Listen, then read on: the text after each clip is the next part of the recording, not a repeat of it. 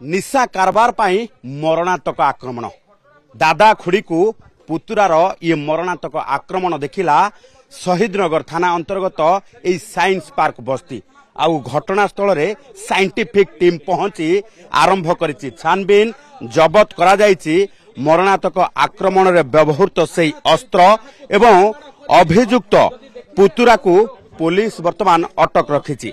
तेबे घटनार scientific team सहायतार तदंत आरंभ होइतिबा बेले तेबे केउ कारण पाई प्रकृति रे दादा खुड़ी को अति संतर्पण भावे आक्रमण कला पुतुरा एवं खुड़ीर पेटरे छुरी भुसिबा सहित दादार मुंड को हानिला।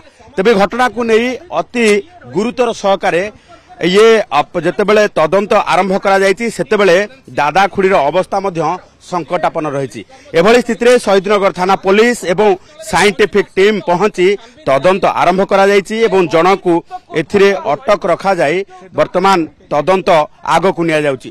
तेबे घटनास्थल रक्त नमूना ठारू आरंभ करिकी अस्त्र शस्त्र जो जहा व्यवहार करा जायछि मरणातक आक्रमण पाई ताहा जबत करा जायछि। ये देखुथिबे सीधा सड़क चित्र जेतेबेले साइंटिफिक टीम पहुंची जेउठी घटना घटिथिला एवं जेउठी आक्रमण हेबा परे धार धार हेई रक्त बोहि जाइथिला सेठी साइंटिफिक टीम रक्त नमूना संग्रह करुछंती। तेबे एभली स्थिति रे जेतेबेले देखिबा जे बस्ती रे निशा कारबार बढ़ुतिबा बेले निशा कारबार को जो माने विरोध करुछंती सेमानक उपरे आक्रमण मध्य वृद्धि पाउची। गोटिए परे गोटिए बस्ती रे एई भली भाबे निशा कारबार को विरोध करा जाउची। तेबे तारी भितरे पुलिस मध्य संपूर्ण भावे लोकों को सचेतन करुची एवं लोक माने निशा ठारू किभली भाबे दूरे रहिबे से नै समस्त को मध्य सबु समय बुझासुझा करा जाउची।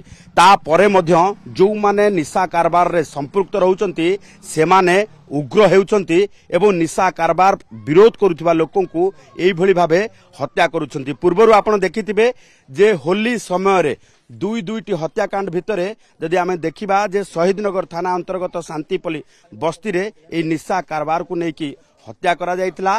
ता पूर्वरु आमे जदि देखिबा जे निशा कारबार को विरोध करुथिबा जने जो रहिछि प्रतिष्ठित व्यक्ति जे कि कैपिटल थाना अंतर्गत जो बापूजी नगर अंचल एक बस्ती रे रहुतिले तांको मध्य हत्या करा जाइतिला। तेबे धीरे धीरे जदि देखिबा ये निशा कारबार को विरोध करुथिबा लोकों को एभली भाबे आक्रमण को नहीं पुलिस एबे एक्शन मोड को आसीची। जो माने निशा कारबार करुछंती किंबा एई भली भाबे आक्रमण करुछंती एई भली भाबे मरणातक आक्रमण करुछंती समस्तक विरोध रे दृढ़ कार्यानुष्ठान नियाजिबो बोली डीसीपी को निर्देश। भुवनेश्वर कैमरा पर्सन ओमकार सह चंदन पाइक राय ओटीवी।